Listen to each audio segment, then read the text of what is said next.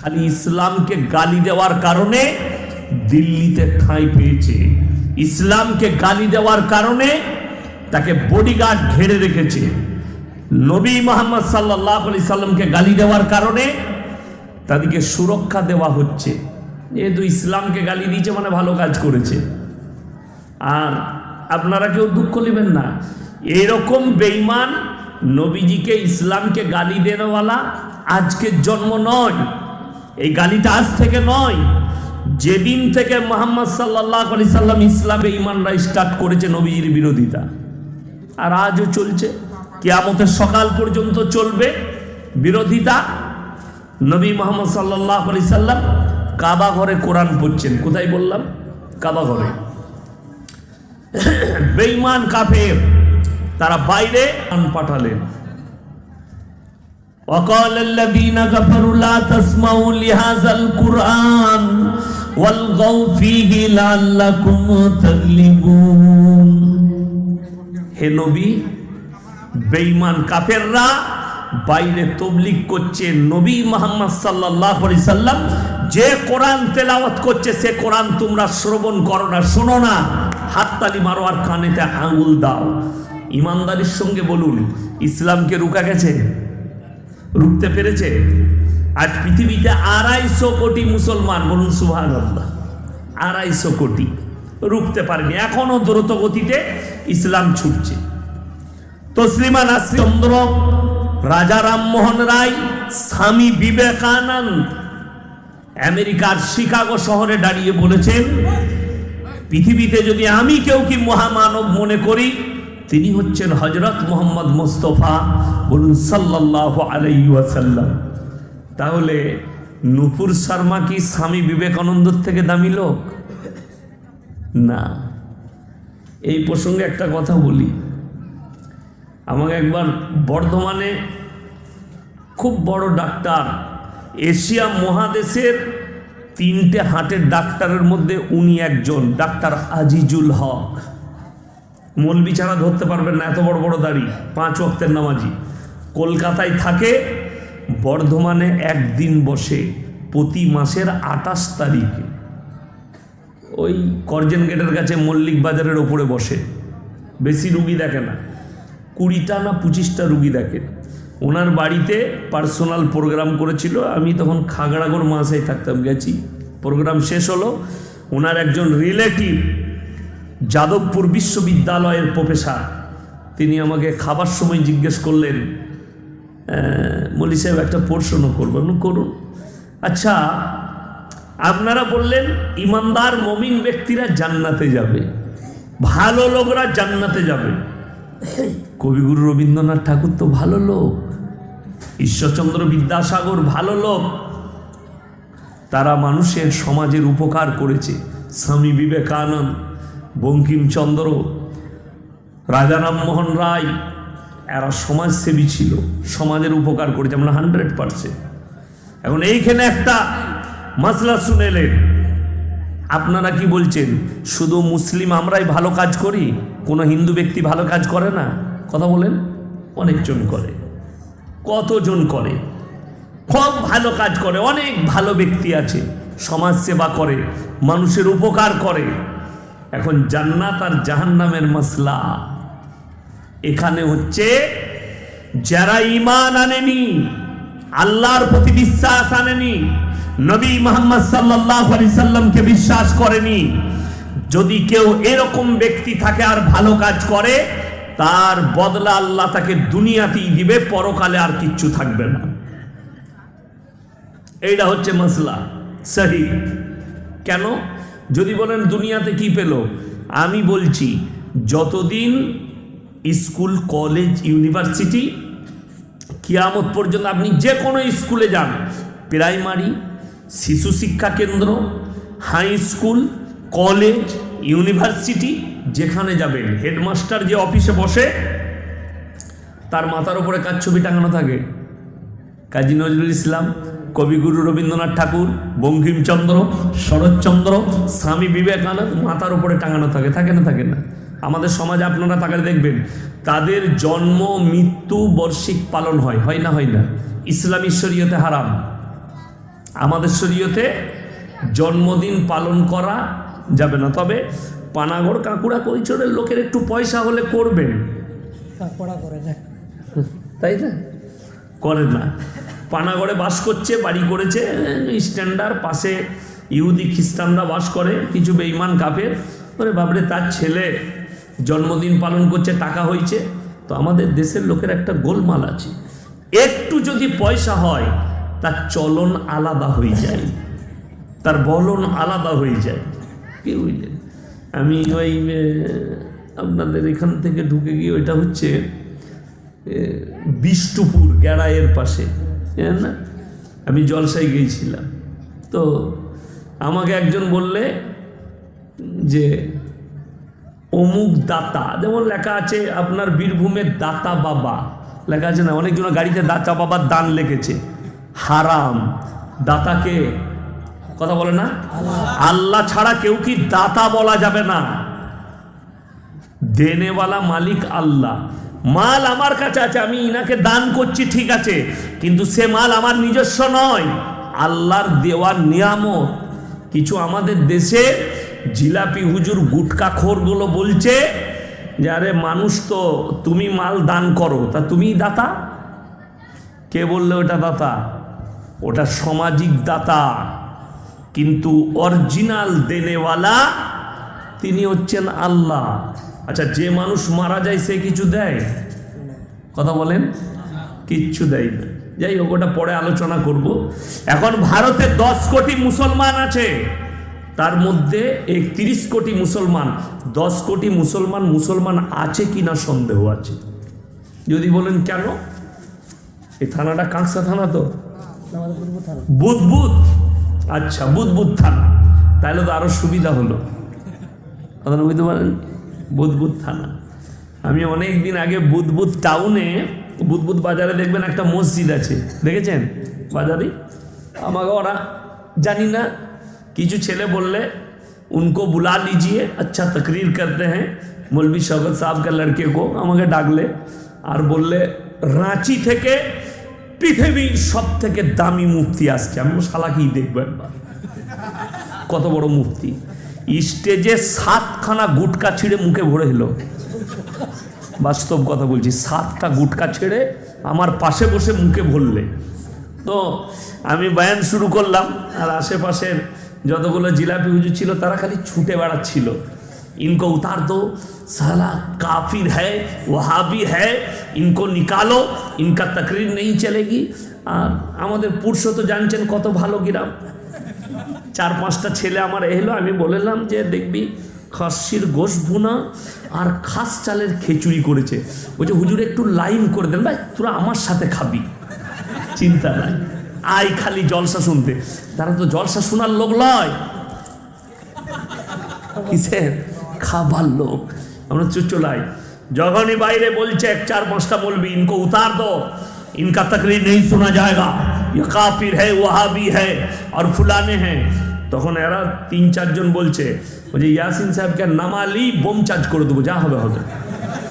ভয় আর কেউ বলে না, দেখছে পুরুষের ছেলে গোলমাল করবে। ওরা বললে নামাক খালি, তারপরে ভাঙচুর কি করতে হয় আর ঝামেলা কি করতে হয় দেখে নেবো। আমাকে আর নামাইনি, বলে সবসে বড় মুক্তি আর হ্যাঁ, 5টা গুটকা ছিঁড়ে মুখে বলল। তো আমি যখনই দেখলাম সে কাজ করলে, তখন আমি বললাম আল্লাহ কোরআনে বলেছেন, নবীজি সাল্লাল্লাহু আলাইহি সাল্লাম হাদিস বর্ণনা করেছেন, নেশাগ্রস্ত জিনিস হারাম। আমাদের দেশের এক তবকার মৌলবীরা বলছে মকরু। এরপর মকরুর আমি একটা ব্যাখ্যা দিই, সেই মৌলবীকে জিজ্ঞেস করুন, যে জীবনে গুটকা খায় না তাকে গুটকা খাই দিলে মাথা ঘুরবে না? ঘুরবে না? ঘুরবে, তার মানে নেশা হচ্ছে। যে জীবনে খৈনি খাই না তাকে খৈনি খাই দেন, মাথা ঘুরবে না? ঘুরবে না, মাথা ঘুরবে। যে জীবনে গুল মানে না তাকে গুল মানিয়ে দেন, মাথা ঘুরে পড়ে যাবে, সে বেহুশ হয়ে যাবে। তার মানে এগুলো নেশা। যে বিড়ি খাই না, যে সিগারেট খাই না তাকে খাইয়ে দেন, মাথা ঘুরবে। তাহলে এগুলো নেশা। নেশা হচ্ছে বলে মাথা ঘুরছে, নেশা না থাকলে মাথা ঘুরতো না। অর্থাৎ যে অভ্যাস করে নিয়েছে, কি বুঝলেন? দেখবেন যেগুলো জাত মাতাল বুঝেন? হ্যাঁ, আমাদের কিছু ছেলে আছে আমাদের গলসি থানায়, তারা নেশা করে। প্রথমে মদ করেছে, আফিং করেছে, হিরোইন করেছে। কোনো নেশা যখন কাজ করছে না, তখন এই হাতে রক্ত বার করে, ইঞ্জেকশন নিজের সিরিঞ্জি ভরে রক্ত বার করে নেশাটা মিশিয়ে, কি নেশা জানি না, আবার ভরে দিচ্ছে। সেটা একটা নেশা। এইটাও যখন কাজ করে না, তখন বাচ্চা সাপের ছানা কিনতে পাওয়া যায় 2 নম্বরই ভাবে। সেই সাপের ছানার ছোবলটা জুবানে নেয়। এইটা একটা নেশা। এই যারা জাত মাতাল হয়ে যায়, মদ, আফিং, গাঁজা, তার কাছে কিছুই নয় ওগুলো খেলে। তো আমাদের পুরসায় একজন মাতাল এখনো বেঁচে আছে। তো আমার আব্বাজিকে বড় ভাই বলে। তো মাদ্রাসার পাশেই ছিল। যখনই এমনি লোকের সাথে একদম কথা বলে, আপনি যদি দেখেন তা মনে হবে ওলি লোক, কোনো কথা বলবে না। চাচা কি করছে, কথা বলে না, ভালো মুখে। কিন্তু মদ খেয়ে নিলে, তা আমার মনে হয়, আমি ছোট থেকে দেখছি, যখনই মদ খাই তখনই আমার আব্বাকে দেখা পেলি, বড় ভাই কাল থেকে আর মসজিদ ছাড়বো না, ইনশাল্লাহ ঢুকে পড়ছি। তাই 60 বছর দেখছি মাল এখনো ঢুকে নাই, ওই রকমই আছে। যাই হোক, আল্লাহ হিদায়ত প্রাপ্ত করুক, হিদায়ত দে। তো নেশা, যে বরাবর নেশা করে, নেশা তার কাছে আর কিছু নেশা থাকে না। কিন্তু যারা করে না, হঠাৎ করে করলে মাথা ঘুরবে। যাই হোক, আমি যখন এই কথা বললাম, তখন ওনাদের বড় মুফতি সাহেব বলছে, হাম নাই रहेंगे, हमको बेइज्जती किया है, জেলে जाएंगे। তো আমি নামার পরে যখন খানা খাচ্ছি, 2-4টা ছেলে এলো, बोले हजरत आपने उनको बेइज्जती कर दिया, इतना बड़ा मुफ्ती। बोले कितना बड़ा है बे, कितना बड़ा, उनको पूछो कि वो जो मुंह में फाड़ के डाला वो क्या है, कौन सा शरीयत है। আরো রেগে গেছে। লোকগুলো তো সব শ্রোতা আমাদের, শ্রোতা কাদের? আমাদের। যেমনি আমার শেষ, সব পালিয়ে গেল খেজড়ি খেতে। 3 জন আর আমরা সারা রাত যত বকবি। বড় কষ্টের বিষয়, 10 কোটি মুসলমান নাই কেন বলছি, তার প্রমাণ বুদবুদ থানায় দেবো, পানাগড় আপনাদের কাছে কাঁকসাই দেবো, পানাগড় বাজারে পাবেন, আপনার মোড়ে পাবেন, তিলক চাঁদপুর মোড়ে। ইমানদারির সঙ্গে বলুন তো, আমরা সবাই আল্লাহকে বিশ্বাস করব ইনশাল্লাহ? করি না? জোরে হাত তুলে বলুন ইনশাল্লাহ। হ্যাঁ, আল্লাহকে যখন বিশ্বাস করেন, আল্লাহর সব হুকুম মানতে হবে না? হবে না? কথা বলেন। সব হুকুম মানতে হবে। আপনি আল্লাহকে বিশ্বাস করেন মানে আল্লাহর হুকুম মানতে হবে। আপনি নবী মুহাম্মদ সাল্লাল্লাহু আলাইহি সাল্লামের উম্মত নিজেকে বললেন, মানে আপনাকে নবীজি সাল্লাল্লাহু আলাইহি সাল্লামের আদর্শ মোতাবিক, হাদিস মোতাবিক আপনাকে জীবনযাপন করতে হবে। এখন ইমানদারির সঙ্গে বলুন, সুদ খাওয়া হারাম না হালাল? জোরে বলুন, কানে কালাম, হারাম। তাহলে এই কাঁকুড়া কৌচরে এই আশেপাশে 3টে গ্রামে একটা মুসলমানও সুদ খায় না। আমি কেন বলছি বলুন তো, আমার কিন্তু চাকরি যাবার ভয় নাই। ভয় আছে? সকালবেলা বার করে দেবো ইয়াসিনকে? না, আমার গাড়ি দাঁড়িয়ে আছে, নামবো, পালাবো। কালকে যেখানে জলসা আবার বলবো, লিলে লিবি নাহলে লিস না। আচ্ছা বলুন তো, এই সুদ হারাম, এটা কি কোনো মৌলবীর নিজস্ব ফতোয়া? কথা বলেন। আল্লাহ কোরআনে বললেন, ওয়াহাল্লাল্লাহুল বাইয়া ওয়া হাররামার রিবা, সুদকে হারাম করেছি, ব্যবসাকে হালাল করেছি। নবীজি বললেন, একবার সুদ খেলে নিজের জন্মদাতা আপন মায়ের সঙ্গে 36 বার জিনা করার সমান পাপ হবে। বলুন নাউজুবিল্লাহ। আপনি ভেবে দেখুন, আজকে জেনে বুঝে, হারাম জেনে একটা লোক সুদ খাচ্ছে, হারাম জানার পরেও হারাম সে জানে। কেউ যদি হারাম জানার পরে সুদ খায়, সে যেন আল্লাহর সঙ্গে যুদ্ধ ঘোষণা করলো। সে আর মুমিন থাকলো না। সকালবেলায় আপনাদের এলাকার চায়ের দোকানগুলো খোঁজ নিবেন, কারা সুদখোর মাল কটা আমাকে গাল দিবে। ও বাজে মৌলবি, ওকে আবার দাওয়াত দেয়। কে গাল দিবে? সুদখোর। আচ্ছা, আমাকে গাল দিলে সুদ হালাল হয়ে যাবে? কথা বলেন, এই মৌলবি দিলে সুদ হালাল হবে? পৃথিবীর কোনো বাপের বেটা মৌলবি হালাল করতে পারবে না, আর মৌলবি দিকে গালি দিয়ে হালাল করা যাবে না। আপনি যদি নিজেকে মুসলমান বলেন 100% হারাম। আর হাদিসে আছে যারা হারাম খায় আল্লাহ তাদের দোয়াকে কবুল করবেন না। যারা নিজেদের সন্তানের মুখে হারাম লুকমা তুলে দেয় তাদের সন্তান নেক হতে পারে না। আপনি বিবেচনা করুন। নাম্বার 2, মদ খাওয়া হারাম না হালাল? হারাম। আপনি আমার সঙ্গে হাই রোডে চাপুন, বুধ পর্যন্ত নিয়ে যাব, আমি দেখিয়ে দেবো মুসলমান ঘরের ছেলে মদ পানও করছে, মদ বিক্রিও করছে। ঠিক বললাম না ভুল বললাম? চাপুন হাই রোডে, আমি দেখিয়ে দেবো। দুর্গাপুরের দিকে যাবেন, দেখিয়ে দেবো। আমার বর্ধমানের দিকে যাবেন, গলসির দিকে, দেখিয়ে দেবো। মুসলমান ছেলে হোটেল করেছে, লাইসেন্স বার করে মদ বিক্রি করছে, অথচ সে জানে এটা হারাম। লটারির টিকিট হারাম না হালাল? হারাম। তিলক চাঁদপুর মোড়ে দেখিয়ে দেবো মুসলমান কাউন্টার লাগিয়ে লটারি বিক্রি করছে, আর মুসলমান লটারি কাটছে। ঠিক বললাম না ভুল বললাম? বুধ বাজারে দেখাবো, গলসিতে দেখাবো, আমার পুরসাই দেখাবো, আপনার পানাগড় বাজারে দেখাবো, যটা বাজারে যাবেন, বর্ধমান টাউনে চলুন, আমি দেখিয়ে দেবো মুসলমান ছেলে কাউন্টার লাগিয়ে লটারি বিক্রি করছে। আমাদের গলসি বাজারে তো আবার অবাক হয়ে যাবেন, এরকম টেবিল লাগিয়ে হারামখোর বেচছে তো বেচছে লটারি, সেইখানে আবার আজমিরের আর পাথর চাপড়ির ফটো লাগিয়ে রেখেছে, দিয়ে ফুলের মালা। আমি বলি এইটা কি? বলে খাজা বাবা বরকত দিবা। বলে বে লটারিতে খাজা বাবার বরকত, আমাদের তো জানা ছিল না। লটারি হারাম না হালাল? হারাম, কিন্তু ওইখানে খাজা বাবার বরকত নেবে।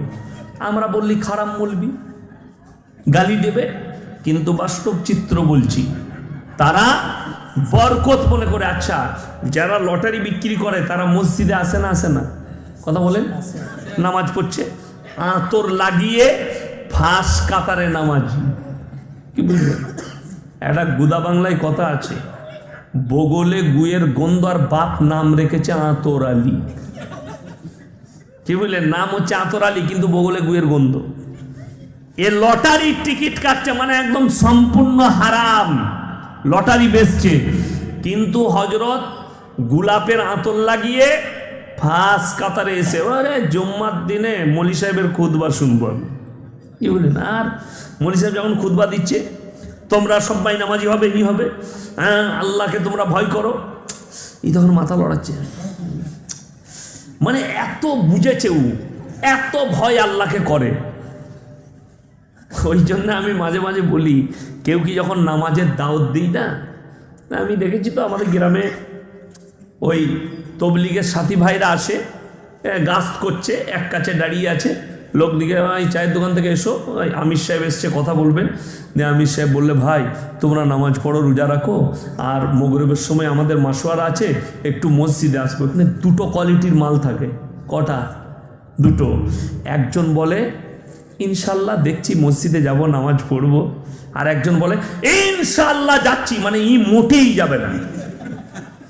হ্যাঁ, জলসাই মাঝে মাঝে দেখবেন বক্তারা যখন বলে বলুন ইনশাল্লাহ, তখন এক একটা মাল এত ঢ্যামনা, সে চিল্লিয়ে মলি সাহেবকে বলে ইনশাল্লাহ, তার মানে ওই হচ্ছে 1 নম্বর হারামখোর।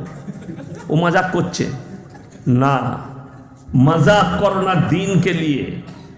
জেনে রেখে দিবে, তুমি যদি মজাক করে ইনশাল্লাহ বলো, আমার আল্লাহ কিন্তু সব জানে। জানেন না? জানেন না? তুমি মজাক করছো, ইয়ার কি মারছো, একটা দাড়ি টুপিওয়ালার মজাক উড়াচ্ছ, তুমি জাহান্নামে যাবে কিয়ামতের দিনে। আগে চলুন। এই লোকরা মদ কেন ছাড়ছে না, সুদ কেন ছাড়ছে না, লটারি কেন ছাড়ছে না? তার মারাত্মক কারণ দুটো দিক আছে। একটা হচ্ছে ইমানকে সমাজের লোক বাপের গোলাম মনে করে নিয়েছে। ইমানকে যদি মাথা মনে করত, ইমানকে যদি সমাজ সেবক মনে করত, সংস্কারক মনে করত, আজকে গ্রামে পরিবর্তন আসতো আমাদের সমাজে। কিন্তু ইমামকে দুটো কাজে রেখেছেন, মানুষ মরে গেলে জানাজা পড়াও, মসজিদে 5 ওয়াক্তের নামাজ পড়াও, গায়ের দিকটা আমরা দেখে নেব কোথায় কি করতে হবে। ঠিক বললাম না ভুল বললাম? বাস, কোন মসজিদের মতওয়াল্লি সেক্রেটারি একটা দেখাতে পারবেন আমার বর্ধমান জেলায়? আমি আজকে বর্ধমান জেলায় বসে বয়ান করছি, কালকে ত্রিপুরায় ছিলাম, কালকে আবার নদিয়া ডিস্ট্রিক্টে থাকবো। আপনারা একটা দেখাতে পারবেন কোন মসজিদের মতওয়াল্লিকে, সেক্রেটারিকে, যে মেম্বারে দাঁড়িয়ে জুম্মার দিনে বলেছে ইমাম সাহেব মাইকটা আমাকে দেন তো, মাইকটা নিয়ে যে যারা লটারির ব্যবসা করছো তারা ইমামকে পালা দিবে না, তাদেরকে সমাজে মিশতে নেওয়া হবে না, যে প্রকাশ্যে সুদের কারবার করছো তাকে সমাজে মিশতে নেওয়া হবে না, সে ইমামকে পালা দিবে না। এটা কোনো বাপের বেটা মতওয়াল্লি বলেছে? সমাজ তো ধ্বংস ওখানেই হয়েছে। দায় কার? ইমাম সাহেবকে বলছে মৌলী সাহেব আমাদের গায়ে সুদখোর বেড়ে যাচ্ছে, একটু সুদ নিয়ে বায়ান করবেন। যেমনি বায়ান করে দিলে তারপরের দিন ওই হারামখোরি বোঝাকে বার করে দে। বাস্তব বলছি, আমি নাম করব না গ্রামের, এই বুদবুদ, গলসি, পানাগড়, কাঁকসা, এই 3টে থানার ভেতরে গ্রামটা আছে। আমি কেন 3টে থানা বললাম? তারা আঁচ করে ফেলবে, আমাদেরকে বলছে, গালি দিবে, কিন্তু বাস্তব বলছি। মানুষ মারা গেছে রমজান মাসে, খানা রান্না করেছে, গ্রামের মোড়ল মাইকটা নিয়ে জানাজার ময়দানে এলান করছে যে সমস্ত মেহমান এসছেন খানা খেয়ে যাবেন। বেচারা ইমাম সাহেব সৎ মানুষ, মাইকটা নিয়ে বললে রমজান মাসে খানার এলান করা হারাম।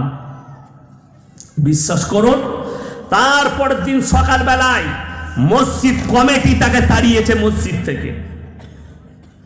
আর আমার মতো বক্তা, আমাদের মতো বক্তারা যখন স্টেজে বললাম মরা বাড়িতে খানা রান্না করাই হারাম, তখন বললে ইয়াসিন সাহেব হক বলছে। আমি বললে হক আর ইমাম বললে তাড়াবি কেন? এ তো জানে ইয়াসিন সাহেবের চাকরি খাবার যোগ্যতা আমার নাই। আপনারা কেউ আমার চাকরি খেতে পারবেন? আমি আল্লাহর কসম করে বলে যাচ্ছি, আমি কারো বাঁয়ে বোয়ানো বক্তা লয়, আর কারো বাঁয়ে বোয়াই না। আমি আমাকে যদি কালকেই বলে যে মাদ্রাসা থেকে বেরিয়ে যা, এত কড়া কথা বলা যাবে না। আমি মাদ্রাসা হেসে হেসে ছেড়ে দেবো, কিন্তু হক থেকে লড়বো না। আজকে তো সমাজ ধ্বংস হলো ওই জন্যই। আজকে একটা হক্কানি মানুষের, হকের ওপরে চলনেওয়ালা ইমানদারের মূল্য আমাদের সমাজে নেই। আপনি দেখে নেন, পানাগড় বাজারে, উদাহরণ দিচ্ছি, একটা 10 বছরের বাচ্চা ছেলে, এতিম, মা নেই, বাপ আলাদা বিয়ে করেছে, ছেলে ভিক্ষা করে খায় পানাগড় বাজারে। লোকের কাছে বাস থেকে লোক নামে, কাকা 5 টাকা দেন, খাবো, 10 টাকা দেন, এরকম ছেলে বাজারে ঘুরে বেড়াচ্ছে না? বেড়াচ্ছে। এখন সে সেই দিনে কারো কাছে টাকা পায়নি, তো এরকম আমাদের মতো একটা চাচা নাহলে মৌলী সাহেব পেয়েছে, পকেটে হাত মেরে দিয়েছে, 10 টাকা বার করেছে, হাতটা টিপে ধরেছে, এই চুরি কেল্লি কেন? লোক জড়ো হয়েছে, মানুষ তাকে গাছে বেঁধে দিয়েছে, একে পিটাও। এই বাচ্চা ছেলে 10 বছরের চুরি করছো, এত বড় আস্পর্ধা, পকেট মার, একে পুলিশের হাতে তুলে দেখে হোমে পাঠিয়ে দে। দুঃখ লাগে, পেটের জন্য 10 টাকা চুরি করে তাকে চোর বলে গাছে বেঁধে পিটাচ্ছ। আর যারা কমের লাখ লাখ টাকা মেরে নিচ্ছে, গরিবের, এতিমের, মিসকিনের টাকা মেরে নিচ্ছে, তাকে স্টেজে ডেকে গলায় মালা পরিয়ে হাততালি দিয়ে সংবর্ধনা দিচ্ছে। এটাই তো সমাজ। বড় চোরকে স্টেজে, আর পেটের জন্য একটা এতিম চুরি করেছে তাকে গাছে বেঁধেছে। এটাই কিয়ামতের আলামত। আজকে সমাজের বুকে একটা ইমামের মূল্য নেই, একটা আলেমের মূল্য নেই। কেন? তার কথা সমাজের বুকে চলে না। ওই জন্য তো আজকে আমাদের বিবাহগুলোই 100টার মধ্যে 90টা হারাম কাজ হয়। একটা আলেমকে সেখানে দায়িত্ব দেওয়া হয় না বলে, একটা মৌলবীকে সেখানে দায়িত্ব নেওয়া হয় না বলে 100টার মধ্যে 90টা হারাম কাজ হয়। আপনি আমার গলসি থানায় চলুন, অনেক হারামখোর, 2 পয়সা হয়েছে, হিজড়ে নিয়ে এসে নাচাচ্ছে বেটার বিয়েতে, বিটির বিয়েতে। এত বড় হারামখোর, অথচ সে মুসলমান বলে দাবি করছে। এমনকি মুখে হারামখোর এক মুষ্টি দাড়ি রেখেছে, মসজিদেও নামাজ পড়তে যায়। আমি নাম করব না গ্রামের, দুঃখ লাগে, চোখে দেখছি, শুনছি, বাস্তবটা দেখছি। কেন বলছি? অনেক ধিৎকারে বলছি। কেন? তারা মৌলবীর কথা দিবে না। মৌলবি আবার কে? এরা কি বলবে? এদের সাথে আমাদের কি সাথ? এরা বলবে আমাদিকে, এরা দায়িত্ব দিবে আমাদিকে, এরা নেতৃত্ব দিবে। হ্যাঁ, একটা মৌলবি সাহেব তো ভিখারি, ও কি নেতৃত্ব দিবে? তাহলে ইমাম সাহেব একটা বেচারা কষ্ট করে মোটর সাইকেল কিনেছে, এই চায়ের দোকান আলোচনা করছে, টাকা কোথায় পেলে বলদিনি, মসজিদে টাকা মেলে নাকি বলদিনি। বাস্তব বলছি মৌলবি সাহেব, হ্যাঁ আমি বাস্তব বলছি। ইয়াসিন সাহেব 26 লাখ টাকার গাড়িতে চাপছে। আরে আল্লাহ চাপাচ্ছে বলে চেপেছি, আল্লাহ চাপিয়েছে, আমাকে যোগ্যতা দিয়েছে কিনা? সবাই কি দেয় না? মৌলবি সাহেবদের যে দস্তরখান, সবারই দস্তরখান এক নয়। কেন জানেন? এই মৌলবিদিকে যেদিকে স্টেজে বসা দেখছেন, এমনি বসেনি। আল্লাহ রাসূল সাল্লাল্লাহু আলাইহি সাল্লামের হাদিস, যারা আল্লাহর রাস্তায় দ্বীনের পথে থাকবে, আল্লাহ মৃত্যুকাল পর্যন্ত ইজ্জতের রুজি দান করবেন। বলুন সুবহানাল্লাহ। এই আলেমরা খালি দ্বীনের রাস্তায় আছে, আল্লাহর রাস্তায় থাকার কারণে আল্লাহ ইজ্জতের রুজি দিচ্ছেন। একটা লোক দেখবেন ফাংশন হয়, ফাংশন হয় না, ফাংশনে গায়করা আসে, তাদেরকে কেউ ঘরের ভেতরে খাওয়ায় না মাঠে খাওয়ায়? কথা বলে না? প্যান্ডেলে একটা ঘর করে স্টেজের পেছনে, ওইখানে ড্রেস করো, ওইখানেই শাল পাতায় খাও। আর মৌলবিদিকে টেবিল চেয়ার, ঘরে নাস্তা, চা পানি, দস্তরখান, এইটা আল্লাহর তরফ থেকে ইজ্জত। আমি অনুরোধ করে বলে যাচ্ছি, যদি কোনো সুদখোর থাকেন, তারা মনে মনে কি ভেবেছে জানেন? আমাদের দেশে দেখবেন মাদ্রাসা মসজিদের জলসা হয়, হয় না? আদায় হয়, মাদ্রাসার জলসা আদায়, মসজিদের জলসায় আদায় হচ্ছে, আদায়কারী বক্তা আসে, সুর করে আদায়ও করে, আদায় চলছে। এখন আমরা মৌলবীরা কি করে চিনবো? আমি ইয়াসিন বর্ধমানে পুরসাই বাড়ি, কিছু লোক মুখ চিনা যারা পরিচিত আছে, ইনাদিকে সবাইকে আমি চিনি, কিন্তু সকলকে তো চিনি না। আপনারা শ্রোতা, আমি বক্তা। এখন আমি মাদ্রাসার আদায় করছি, একজন সুদ করে এসে 2000 টাকা দিলে, আর আমরা বক্তারা জানি না। বক্তা এখন কানে হাত লাগিয়ে, আহারে বান্দারে গোলাই বসেছিল, আর ছিল কি না ছিল, 2000 দিল, দিয়ে তাকে জান্নাতে ভরে দিলে। সে দেখলে শালা এত ভালো জান্নাত আর কোথাও নাই, মৌলবি সাহেব তো আমাকে জান্নাতে ভরিয়ে দিলে, সে আর সুদ ছাড়বে না। আর একটা লাইন আছে আমাদের দেশে, সেই লাইনটা আমাদের নাই। কি বুঝলেন? কি লাইন? মানুষ মারা গেলি মিলা 40 খানা। আমি কালকে ত্রিপুরায় বলে এসছি যে আমি 2 ঘন্টা স্টেজে আছি, কোনো বাপের বেটা মৌলবি যদি স্টেজে থাকে তাকে নিয়ে আসুন। আমার পাশে জৈয়দ আলেম ত্রিপুরার জমিয়তে উলামায়ে হিন্দের সেক্রেটারি মোল্লা তৈবুর রহমান সাহেব বসেছিলেন, বৃদ্ধ, আমার আব্বার বয়সী। ত্রিপুরায় যত জলসা হয় উনি থাকেন। ওনার সামনে আমি বললাম যে কোনো বাপের বেটা মৌলবি যদি প্রমাণ করাই, মানুষ মরে গেলে 4 দিনে পালন করা, 40 দিনে পালন করা, আমি সমাজের বুকে আর কথা রাখবো না। আমাদের পুরসা থেকে অনেক মিটে গেছে বলে বলে, কিন্তু এখনো কিছু আছে। আমাদের গলসি থানায়, বুদবুদ থানায়, কাঁকসা থানায় মানুষ মরে গেলে অমুসলিম ভাইদের মতো গামলা করে চাল, একটা বাটিতে ডাল, একটা বাটিতে 5 টাকা, একটা বাটিতে অমুক কবরস্থানে নিয়ে যায়। কেন? ও নিজেও জানে না কেন নিয়ে যাচ্ছে। মানে ওর দাদির ফতোয়া, মৌলবিদের লয়, ওর দাদি বলেছে ওইটা নিয়ে গেলে নাকি সে জান্নাতে চলে যাবে। হ্যাঁ, নিয়ে গেল, ঘুরে এসে খাবে কে? না হলে এটা মাদ্রাসায় দিয়া, মানে হারামটা মাদ্রাসায়। হ্যাঁ, একজন এসে বলছে মাদ্রাসায় বিরিয়ানি খাওয়াবো না, আলহামদুলিল্লাহ ভালো জিনিস, ছাত্ররা খাবে, এতিম মিসকিন ছেলেরা বিরিয়ানি খাওয়াবে। এমন কি খুশিতে খাওয়াবে? বুঝে হুজুর কেউ কি বলেন না লটারিতে 2 লাখ পড়েছে? আমরা তোবা তোবা তোবা, শালা হারামের মাল আমাদিকে। হ্যাঁ, আপনি দেখবেন বিয়েতে মাদ্রাসা তালবিলিম দিকে দাওয়াত দেয় না, কিন্তু যে মালটা বেঁচে যায় বলে এটা মাদ্রাসায় দিয়ে। আমাদের সমাজের সিস্টেম, মরা বাড়িতে খানা রান্না করেছে, বেঁচে গেছে, মাদ্রাসায় দিয়ে। ওই জন্য তো আমরা বাপ বেটা জীবনে মাদ্রাসায় খানা খাই না। জীবনে আমার বাপও খাই না, আমিও খাই, বাড়িতে খানা খাই। কে এনে কি ভরে দিবে তার ঠিক নেই। কি মাল টেনে এনে দিয়ে দিবে তার ঠিক নাই। আমি আমাদের গলসি বাজারে আমাকে ইমাম সাহেব বললে যে কেউ নাই, আমি একটু বাড়িতে আছি ভাই, অমুকজন মারা গেছে, জানাজাটা পড়াবেন। আমি গেছি জানাজা পড়াবো। যখন জানাজা পড়াতে গেলাম তো যার আত্মীয় মারা গেছে সে দেখছি মসজিদ থেকে বেরোচ্ছে দুটো থলিতে ঝাঁপিতে রসগোল্লা। বলে এগুলো কি করবি? বলছে কবরস্থানে দেবো। আমি বলে কেন, তোর বাপ মরেছে না বিয়ে হচ্ছে তোর বাপের? তোর বাপের ছেলে হয়েছে না তোর বাপ মরেছে এই বিয়ে হচ্ছে? আমি জানি না। আমরা ফতোয়াটা কার? বলে আমার দাদি বললে। মানে তোর দাদি আগে মার খাবে। আমরা আচ্ছা ঠিক আছে, মিষ্টিটা বিলুবি ঠিক আছে, আমার স্কুটির ডিকিতে ভরে দে, নিয়ে যেতে হাতে করে কষ্ট হবে। তো আমার ডিকিতে ভরলো, কবরস্থানে হাজির। আমি তো নিয়ত করেছি জানাজা পড়ে আর মাটি দেবো না, মিষ্টি নিয়ে পালিয়ে যাবো। আর পালিয়েও এসেছিলাম। যেমনি জানাজা শেষ আমি মিষ্টিটা দিয়ে পো করে পালিয়ে গেলাম। ও আমাকে ফোন করছে, হুজুর হুজুর হুজুর হুজুর কী হলো? মিষ্টিটা। আমি বলো মিষ্টি তোকে আর খেতে হবে না, আমার মাছ আর তাল বিলিমরা খেয়ে নিবো। ও হারাম কাজ আর করিস না। আর আমি ঘুরে যাই না। এদিকে কে বুঝাবে? কেন? এ আলেমকে মানে না, মৌলবিকে মানে না, এই দাদির ফতোয়া মানে, এই ফুপুর ফতোয়া মানে। আর আমাদের দেশে মিলাদ হয়, সারা জিন্দেগি মদের ভাটির ওপরে জীবন কাটিয়ে দিলে। দুঃখটা কোথায় লাগে জানেন?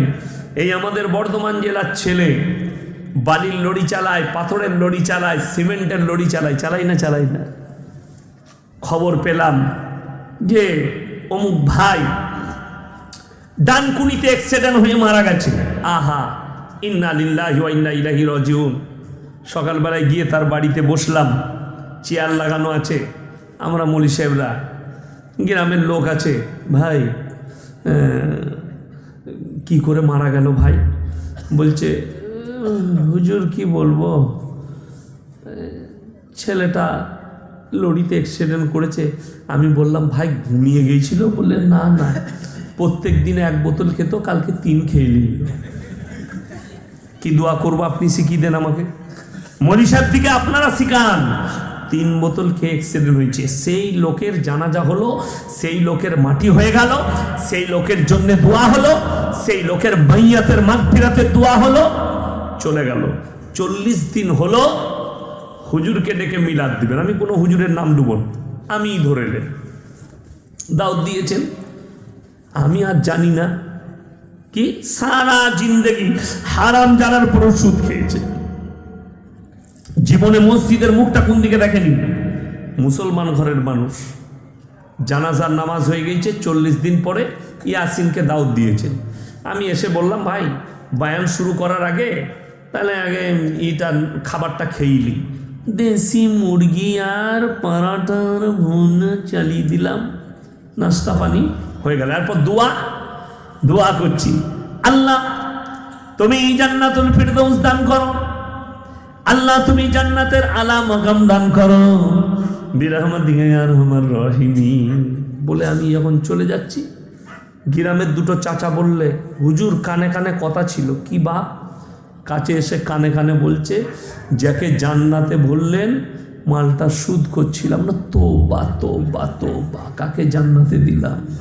অনেকজনের ব্রেনে আঘাত লাগবে, বিবেকে আঘাত লাগবে, দিলেতে আঘাত লাগবে। আরে মৌলী সাহেব কি কথা বলছে যে সুদের ওপরে জীবন কাটিয়ে মারা গেছে, তাকে দোয়া করে জান্নাতে পাঠানো যাবে না? দোয়াটা আপনারা শিখিয়ে দেন আমাদেরকে যদি আপনার জানা থাকে, কিংবা আপনার কোনো বাপের বেটা মৌলবীর যদি জানা থাকে তাকে বলুন আমাকে শিখিয়ে দেবে যে সারা জীবন হারাম জানার পরে সুদের ওপরে জীবন কাটিয়েছে, এইভাবে দোয়া করলে, এইভাবে আল্লাহকে অনুরোধ করলে জান্নাতে যাবে। আমি আমার বাপের দলিল দেবো না, বাপের গল্প বলবো না। ইমানদারির সঙ্গে বলুন বুকে হাত রেখে, নবীজি সাল্লাল্লাহু আলাইহি সাল্লামের থেকে দামি লোক পৃথিবীতে কেউ আছে? কিয়ামত পর্যন্ত কেউ আর আসবে? নবীজি সাল্লাল্লাহু আলাইহি সাল্লামের থেকে দামি লোক পৃথিবীতে কেউ আসবে না। আল্লাহ নবী সাল্লাল্লাহু আলাইহি সাল্লামের কাছে খবর এলো, হে আল্লাহ নবী, আপনার চাচা যান মৃত্যুর শয্যায় আছে।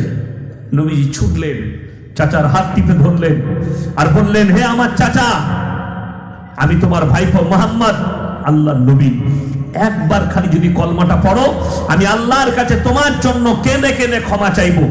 আল্লাহ নবী সাল্লাল্লাহু আলাইহি সাল্লামের চাচা যান উত্তর দিলেন, আমি যদি বার্ধক্যে কলমা পড়ি, লোকে বলবে মৃত্যু ভয়ে কলমা পড়েছে, অর্থাৎ আমি কলমা পড়তে পারবো না।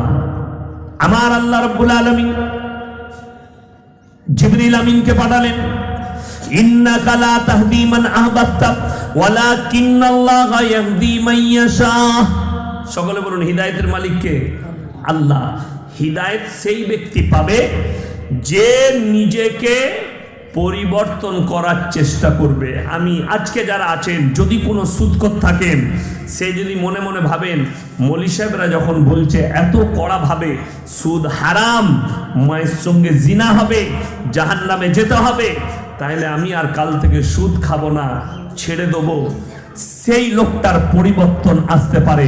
আর যারা বলবে জিদ করে যে যা কিছু হয়ে যাক, আরে মৌলী সাহেবরা বলার মুখ বলবে, তারা জুম্মায় খুতবা দিবে, আমরা মানবো কেন? সুদে তো আরাম আছে, সুদে তো আমার সুখ আছে, সুদে আমার পয়সা আছে। এই মৌলবীদের কথা তো আমি মানবো না, মৌলবীদের কথা তো আমি শুনবো না। কোরআন শুনেলেন, ইন্নাল্লাযীনা কাফারু সাওয়াউন আলাইহিম আনজারতাহুম আম লাম তুনজিরহুম লা ইউমিনুন। সূরা বাকারা 2 পৃষ্ঠা। হে নবী, তুমি যত দাওয়াত দিবে দাও, কিন্তু যারা মানার নয় তারা কখনো হিদায়াত পাবে না, মানবে না। নবীজি বললেন কেন? আমার আল্লাহ উত্তর দিলেন, 1 নম্বর খাতামাল্লাহু আলা কুলুবিহিম, তাদের হৃদয়ে তালা মেরে দিয়েছি। তারা এত পাপ করেছে জিদ করে করে। আপনি জিদ করে করে মদ খেয়েছেন, গাঁজা খেয়েছেন, মদ বেচেছেন, গাঁজা বেচেছেন, জিদ করে লটারি হারাম জানার পরেও লটারি বিক্রি করেছেন। মৌলবীর কথা আমি মানি না, আমার যেটাই লাভ আছে আমি সেটা হারাম হোক আর হালাল হোক এইটাই করব। আমার বন্ধুগণ, আল্লাহ তাদের দিলেতে তালা মেরে দিবেন, তালা পড়ে যাবে। খতামাল্লাহু আলা কুলুবিহিম, আমি তাদের দিলে তালা মেরে দিয়েছি। ওয়া আলা সামিহিম, আর তাদের কানে মোহর মেরে দিয়েছি। ওয়া আলা আবসারিহিম গিশাওয়া, আর তাদের চোখেতে পর্দা ফেলিয়েছি। তারা লজ্জা শরমের মাথা খেয়েছে, তারা কোনোদিন ফিরবে না। ওয়ালাহুম আযাবুন আযীম। হে নবী বলে দাও, তাদের জন্য কঠোর আযাব রেখেছি। এর থেকেও ভয়ঙ্কর আয়াত, মারাত্মক আয়াত, 8 পারা 1ম পৃষ্ঠা 1ম আয়াত। ওয়ালাউ আন্নানা নাযালনা ইলাইহিমুল মালাইকা ওয়া কাল্লামাহুমুল মাউতা ওয়া হাশারনা আলাইহিম কুল্লা শাইইন কুবুলা মা কানু লিউমিনু ইল্লা আন ইয়াশা আল্লাহ ওয়ালাকিন্না আকসারাহুম ইয়াজহালুন।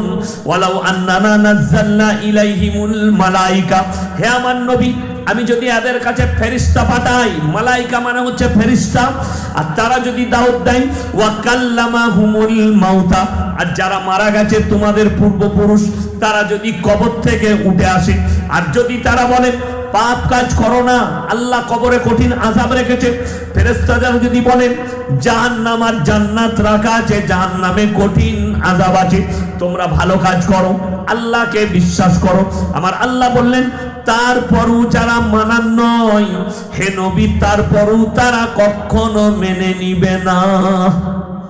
যারা মানার নয়, যারা পাপের মধ্যে ডুবে গেছে, তারা, তাদের দিলে তালা পড়ে গেছে, তারা মেনে নিবে না। আমার আল্লাহ বললেন, হে নবী, আমার ইচ্ছা নেই তোমার চাচা কলমা পড়তে পারবে না। নবীজি সাল্লাল্লাহু আলাইহি সাল্লামের চাচা যান চলে গেলেন, দুনিয়া ছেড়ে বিদায়। নবীজি চাচা দুনিয়া ছাড়লেন। এরপরে নবীজি আল্লাহকে বললেন, ও আল্লাহ, তুমি আমাকে যতদিন না নিষেধ করবে, আমি আমার চাচার জন্য কেঁদে কেঁদে ক্ষমা চাইব। নবীজি চাচার জন্য ক্ষমা চাইছেন। আল্লাহ, আমার চাচা, হিতাকাঙ্ক্ষী চাচা, তুমি ক্ষমা করে দাও। আমার ভাই, আমার বন্ধুগণ, আমার মা বোন, কান খুলে শুনেলেন।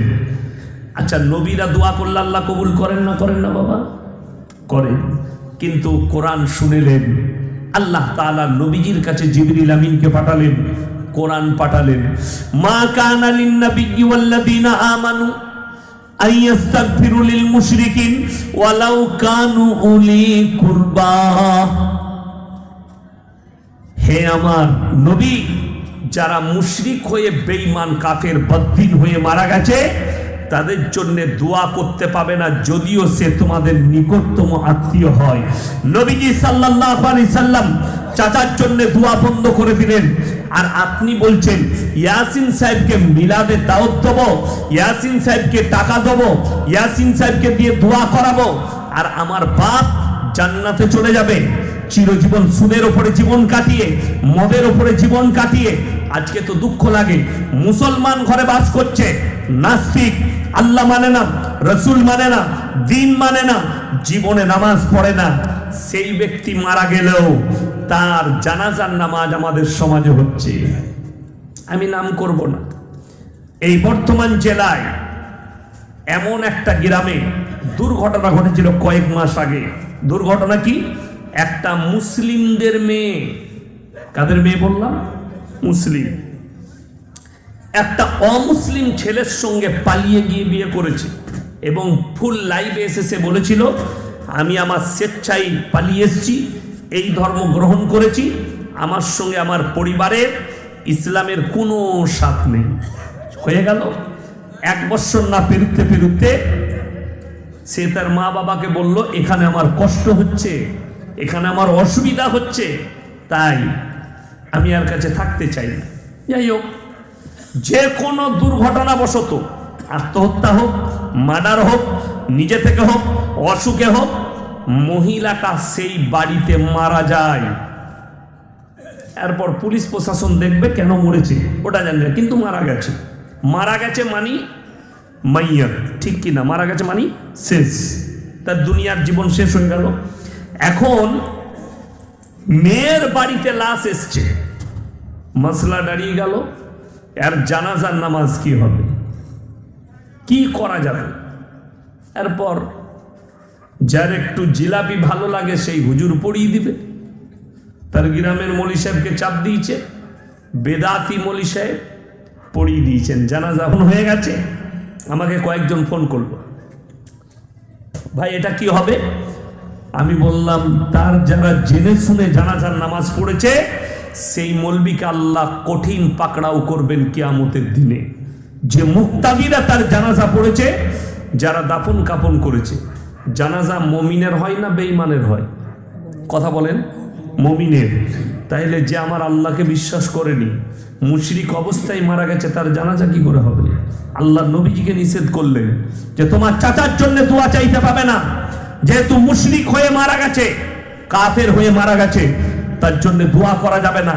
তাইলে আপনি চিন্তা করুন, যে মুশরিক হয়ে মারা যাচ্ছে, এর জন্য যদি বলেন কি করব, কুকুরকে খাইয়ে দাও, নদীর কিনারায় ফেলে দিয়েছো, দামোদরের কিনারায় মাঠে ফেলে দিয়েছো, আর যদি তোমার মনে হয় একে পুঁতবো, দাফন করব, দাফন তো শরীয়ত সম্মত হবে না। তোমার ব্যক্তিগত কোনো জমি থাকলে সেখানে পুঁতে দাও, পুঁতে দিলে কি হবে? সারের কাজে লাগবে, শরীয়তের কোনো কাজে লাগবে না। কিসের কাজে লাগবে বললাম? সারের কাজে লাগবে, শরীয়তের কোনো কাজে লাগবে না। আমার বন্ধুগণ, আমার ভাই, দুঃখ লাগে, তার মা বাপের আমার কথা শুনে তার মা বাপের বুকে ব্যথা লাগবে, তার কষ্ট হবে, কিন্তু আমি সেই মাকে বলবো, সেই বাবাকে বলবো, আপনার যদি বুকে ব্যথা লাগে, নবীজি সাল্লাল্লাহু আলাইহি সাল্লামকে আল্লাহ নিষেধ করলেন ওই চাচার জন্য দোয়া চাইতে পাবে না, তোমার নিকট আত্মীয় তাও। তাহলে আল্লাহর নবীর কত কষ্ট হয়েছে, কথাটা বুঝাতে পারলাম? ওটা একটা বাদ দে, ওটা নবীজির চাচা, আপন বাপ নয়। হযরতে নূহ নবী নিজের সন্তান কিনান পানিতে ডুবে মারা যাচ্ছে, রক্ত, জন্মদাতা বাপ নূহ নবী নৌকার উপরে, তিনি আল্লাহকে বললেন লা আসিবাল ইয়াউমা মিন আমরিল্লাহ, এটা আমার ওরসজাত পুত্র, আল্লাহ তুমি একে রক্ষা করো। আমার আল্লাহ উত্তর দিলেন লামিনাল খাসিরিন, বন্ধ করো দোয়া, যে আমাকে মানেনি, আমার নবীকে মানেনি, আমার দ্বীনকে মানেনি, তুমি যদি আর একবার দোয়া করো তোমাকেও ক্ষতিগ্রস্তদের মধ্যে ফেলে দেবো। যদি আল্লাহ একটা পয়গম্বর নিজের বেটার জন্য দোয়া করছে, আল্লাহ যদি দোয়া ফেরত দেয়, তাহলে তুমি কোন মায়ের লাল বাপের বেটা যে তোমার বিটি মুশরিক হয়ে মারা যাবে, কাফের হয়ে মারা যাবে, নাস্তিক হয়ে মারা যাবে, তার লেগে মৌলবি হায়ার করে মৌলবিদিকে দাওয়াত দিয়ে জানাজার নামাজ পড়িয়ে তাকে দাফন করবেন, তার লেগে দোয়া করবেন। আমি বলবো না, যে শেখরা বসে আছে ইনারা ফতোয়া দিবেন যে নাস্তিক হয়ে মারা গেছে। আরে ওটা তো দূরের কথা, যদি আমাদের মৌলবীদের ফতোয়া নেন যে ব্যক্তি 5 ওয়াক্তের নামাজি নয় তার জানাজা হবে নাকি সন্দেহ আছে, ইখতিলাফ আছে। আমার বন্ধুগণ, আমার ভাই, অনুরোধ করে বলে যাচ্ছি, সবাই নিজেদের সন্তানকে দ্বীনি শিক্ষা দেবো, জোরে বলুন ইনশাআল্লাহ। দ্বীনি শিক্ষা এই জন্যে দিবেন, একবারও কোনো মৌলবী, আজকে আশা করি যতজন বক্তব্য রেখেছেন আমার ভাইজান থেকে শুরু করে যতজন, কেউ বলেনি যে ছেলেকে শুধু মাদ্রাসায় পড়িয়ে মৌলবী করো। কেউ বলেছে? আমরা কোনোদিন বলি না, কোনো দিনকার জন্য বলি না যে ছেলেকে মাদ্রাসায় পড়িয়ে মৌলবী করো। ছেলে আপনার ডাক্তার হোক, মাস্টার হোক, প্রফেসর হোক, ইঞ্জিনিয়ার হোক, নেতা হোক, মন্ত্রী হোক, আল্লাহর কসম করে বলছি যদি দিন না থাকে আমার আল্লাহর কাছে কোনো মূল্য নাই। দিন থাকতে হবে, যত পদ পাবে পাও, যত পদ দিবে নাও। আমি অনুরোধ করে বলে যাচ্ছি, সবাই নিজেদের বাচ্চাদিকে দ্বীনি শিক্ষা দেবো, জোরে বলুন ইনশাআল্লাহ। আজকে একটা মুসলমান যুবকের হারাম হালাল বিচার করার ক্ষমতা নেই। তার কারণ কি জানেন? সবাই বলুন, দ্বীনি শিক্ষা অর্জন করা কি মুসলমান নরনারীর জন্য ফরজ। এখন যদি সমীক্ষা করি, আমার এই 3টে থানায়, পূর্ব বর্ধমান জেলায় 100টার মধ্যে 80টা মুসলিমের কাছে দ্বীনি শিক্ষা নেই। ঠিক বললাম না ভুল বললাম? যার কারণে সে লটারিটাকে হালাল ভেবে ব্যবসা করছে, যার কারণে মদটাকে হালাল ভাবে ব্যবসা করছে, যার কারণে গাঁজাটাকে হালাল ভাবে ব্যবসা করছে। আজকে আপনি প্রশাসনকে দায়ী করবেন, পুলিশকে দায়ী করবেন, কিন্তু দুঃখের সঙ্গে বলছি, কালকে আমি যেখানে জলসা করেছি, একবারই বাংলাদেশ বর্ডার, এয়ারপোর্ট থেকে 50 কিলোমিটার নিয়ে গেছিল, সোনামুড়া বলে একটা জেলায়, বর্ডারে একদম। আমি 100 মিটারে ল্যাম্পপোস্ট আছে আর আমি জলসা করছি। যাই হোক, আমি সেখানে, আমরা জলসায় গেলে আগে পরিবেশটা খোঁজলি, এখানে কিরকম পরিবেশ, মানুষ কিভাবে চলাফেরা করে, কমি কি আছে, তবে সেখানে সেরকম ভাবে সেখানকার মানুষ বললে আমাদের এখানের মুসলমান গাঁজা চাষ করে, পুলিশে এসে গাঁজা গাছ ভেঙে দেয়। আপনি বিশ্বাস করুন, মুর্শিদাবাদ, মালদা, নদিয়া, এই 3টে জেলার জেলগুলোতে বেশিরভাগ যুবক কারা জানেন? মুসলিম। হিরোইন পাচার, গাঁজা পাচার, আফিম পাচার, মদ পাচার, 2 নম্বরই ব্যবসা কে? মুসলিমদের যুবক। কেন? অর্থের লোভে, হারাম না হালাল জানি না, আমার অর্থ হলেই হচ্ছে। এই সেন্সটা মুসলমানদের কাছ থেকে সরাতে হবে। আপনাকে এটা ভাবতে হবে, আমার কাছে কোটি টাকা চলে এলেও আগে আমি দেখবো হারাম না হালাল। আপনার প্লেটে খাবার এলেই হচ্ছে গোশত। গোশত একটা শব্দ না, শব্দ নয়। গোশত কাকে বলে? শুধু গরুর গোশতকে গোশত বলে? ছাগলের গোশত গোশত, গরুর গোশত গোশত, মুরগির গরু গোশত গোশত, আর শুয়োরের গোশতাও গোশত। তা আপনি দেখবেন না কোনটা শুয়োরের? আচ্ছা, আপনি দেখবেন ছাগল, মুরগি, আপনি দেখবেন না ছাগলটা কাটা না গোটা? এইটাই তো মুসলমানদের কমি। আপনার পাঁচামিতে পাথর লোড করেছে, চলে এলো ট্রেনে, হাই রোডে উঠে পড়লো, পানাগড়ে উঠি, দার্জিলিং মোড়ে উঠি, একটা ভালো হোটেলে দাঁড়ালো, ঢুকি 2 বোতল মদ খাওয়া হয়ে গেল। এরপর বলছে মুরগি আর মাংস আর রুটি নিয়ে। সে বেটারা হোটেলের কর্মচারী জানে না, রুটি আর মাংস এনে দিয়েছে, তাকে বলছে শোন, কি হলো দাদা, মুরগিটা জবাই না কাটা। আমরা হারামখোরকে জুতো করে পিটা। আপনি বলুন, এর দ্বীনি শিক্ষা না থাকার কারণে এ জানেই না যে যেমন কাটা মাংসটা আমার জন্য হারাম, মদটাও স্পর্শ করা হারাম। এটা একটা মুসলমান জ্ঞান রাখেনি, তার কারণ তার কাছে দ্বীনি শিক্ষা নেই। তার বাবা মক্তবে পাঠায়নি, তার মা ছোটবেলায় মক্তবে মসজিদে পাঠায়নি। আমি বলে যাচ্ছি, প্রত্যেকটা গ্রামে মাদ্রাসা না থাকলেও একটা মক্তব করুন, যে মক্তবে এসে ইমামের কাছে তারা দ্বীনি শিক্ষা নিবে, হারাম হালালটা জানবে, দিন আর পদ্দিনটা শিখবে। মৌলবি হওয়া জরুরি নয়, হাফেজ হওয়া জরুরি নয়, মুফতি হওয়া জরুরি নয়। আপনার ছেলের দিন শিক্ষা অতটা ফরজ যতটা জানলে হারাম হালাল চিনতে পারবে, দিন পর দিন চিনতে পারবে, শিরক বিদআত চিনতে পারবে, কুফরি চিনতে পারবে।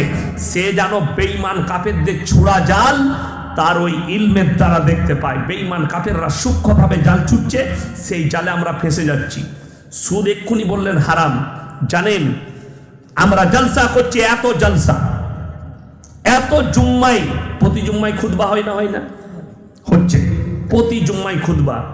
তারপরেও জানেন বেঈমান কাফেররা কামিয়াব, আমরা মৌলবীরা নাকাম হয়ে গেছি। তার কারণ কি? আপনি দ্বীনি শিক্ষা অর্জন করেন। আশা করি আপনাদের গ্রাম ভালো তো, এখানে মনে হয় বন্ধন লোন গ্রুপ লোন নাই, আছে। এখন জানেন গোলমাল কি? এই বলতে গেলেই আমি গাল খাই। এই ওটা হচ্ছে ভাতার থানা। 1 বছর আগে কুরবানির পরে খালি ছিল, আমি বোম্বে চলে যাব, তো বললে মলি সাহেব একটা আমাদের জলসা করে দিয়ে যান। মানে করবো, গেলাম। তো আমি দেখুন গ্রুপ লোনে কিন্তু একটা লাভ হয়েছে, যত গুণা আছে লাভ একটা হয়েছে কি, 10টা করে মেয়ে গ্রুপ করেছে, তাদের মধ্যে একজন হেড, আর 9টা মেয়ে তাকে ম্যাডাম বলে আসছে। মনে করো আমার বিরাট ব্যাপার, এমনি ম্যাডাম হতে পারে না, ও সুদ খাওয়ার ম্যাডাম হয়েছে, বিরাট ব্যাপার। বেঈমান কাফেররা কামিয়াবি লাভ করেছে, কামিয়াব। তারা সুদটা আপনার বাড়িতে ঢুকিয়েছে, আপনার বিবির কাছে ঢুকিয়েছে, আপনার প্রত্যেকটা লোকমাই তারা হারাম ঢুকিয়ে দিয়েছে। আমি যখন এই বায়ান করলাম, তো বোম্বেতে আমার একটা 1.5 শ্বাস আছে, আমার ফুপুই তো বোন, আবার 1.5 শ্বাস। আমি আমার বড় ফুপুর ছোট মেয়ের সাথে বিয়ে করেছি। তো আমার ফুপুর যে বড় মেয়ে মুম্বাইয়ে থাকে, ওটা আমার 1.5 শ্বাস, আবার ফুপুই তো বোন। আমরা একদম একই বয়সের, তার বয়স আমার বয়স, ছোটবেলা একসাথে খেলেছি, খুবই ভালো সম্পর্ক। সে বাড়ি এসেছিল বোম্বে থেকে, তো সেই মেয়েটার বাড়ি হচ্ছে ওই গ্রামে, বাপের বাড়ি। তো ওর সঙ্গে দেখা হয়েছে, বলছে ইয়াসিন সাহেব আমার হয়, বুন জামাই হয়। বাজে মলবিল, ওকে ঝাঁটা করে মারতে হয়, আরও যা বলার বলেছে আর কি। মেয়েদের ভাষা তো বুঝতেই পারছেন আমার লেগে। তো আমাকে বললে ভাই তোমাকে না একটা মেয়ে এরকম এরকম বলছিলাম, তার ঘর কোথায়, সেই গ্রামটার নাম করলে। আমি হচ্ছে খোঁজ নিয়ে দেখো তো ম্যাডাম নিকি। বলে কিসের ম্যাডাম? আমি বলো ওই যে গ্রুপ লোনের ম্যাডাম নাকি, জিজ্ঞেস করো ও হেড নাকি। খোঁজ নিয়ে দেখেছে হ্যাঁ ও গ্রুপ লোনের হেড। আমরা তাহলে আলহামদুলিল্লাহ, ওর গালটা দোয়া, গাল দেখ আমাকে, অসুবিধা নয়, ওটাই দোয়া আমার জন্য। বড় কষ্ট লাগে তোমার গায়ে যখন হারামটা লাগছে, তুমি একটা মলি সাহেবকে গালি দিচ্ছ, একবার বিবেচনা করছো না যে মলি সাহেব কেন হারাম বললেন, সুদ কেন হারাম, দেনেওয়ালা নেনেওয়ালা হারাম। আমাকে একজন প্রশ্ন করেছিল নদিয়া ডিস্ট্রিক্টে, যে সরকার যে ইমামদিকে ভাতা দিচ্ছে, সেই ভাতা নিলে সেই ইমামের পেছনে কি নামাজ হবে? আমাকে জিজ্ঞেস করেছিল। আমি বললাম ওই ফতোয়া পরে দেবো, আগে বলো ঘুষ খেয়ে চাকরি নিয়েছে, চাকরি থেকে রিটায়ার হওয়ার পরে হজ করতে গেছে, ওই টাকায় হজ হবে? আমি বলবো না, শেখরা ফতোয়া দিবেন। আপনি জিজ্ঞেস করুন বিবেককে, আপনি আমাকে ফতোয়া দেন যে না ঘুষ দিয়ে চাকরি নিলে জায়েজ আছে। আমি বলবো না, ঘুষ দেওয়াও হারাম, নেওয়াও হারাম, দেওয়াও হারাম, নেওয়াও হারাম। নেই বলুন, হারাম থেকে নিজেদিকে বাঁচুন। বেঈমান কাফেররা আপনার আমার মা বোনকে বেপর্দা করে রাস্তায় তুলে দিল, আর আমরা তাদের হাতে তুলে দিয়েছি। যাও বন্ধন লোন করো, গ্রুপ লোন করো। ইমানদারির সঙ্গে বলুন তো, আপনাদের ইমামের বিবিও তো মনে হয় গ্রুপ লোন করে নাকি? বলতে পারবেন, প্রমাণ দিতে পারবেন? না, একটা মৌলবীর বিবিকে আমাদের বৌদিকে বেরুতে হলো না গ্রুপ লোন করতে। আমাদের সমাজে সব থেকে কম বেতন কার? কথা বলে না? ইমাম সাহেবদের। লটারির টিকিট হারাল হলে খেপা, রোজ সকালে আমরা একটা করে কাটতাম। 1 কোটি পড়ে গেলেই ঝামেলা শেষ। হারাম বলেই আমরা মৌলবীরা কাটি না। ইমাম সাহেবের 4000 বেতন, 5000 বেতন, 6000 বেতন। কোন ইমামের বউকে দেখেছেন গ্রুপ লোন নিতে রাস্তায় দাঁড়িয়েছে? শুনে রেখে দেন, হালাল ইনকামের মধ্যে, হালাল মালের মধ্যে আল্লাহ বরকত দিয়েছে, বলুন সুবহানাল্লাহ। হালাল মালের মধ্যে বরকত আছে। আপনি ডাল আলু খান যেন হালাল হয়। আপনারা কি মনে করছেন রুজির মালিক? সকলে বলুন কে? আরো জোরে বলুন কে? আল্লাহ। যদি এটা কারো বিশ্বাস না হয়, সকাল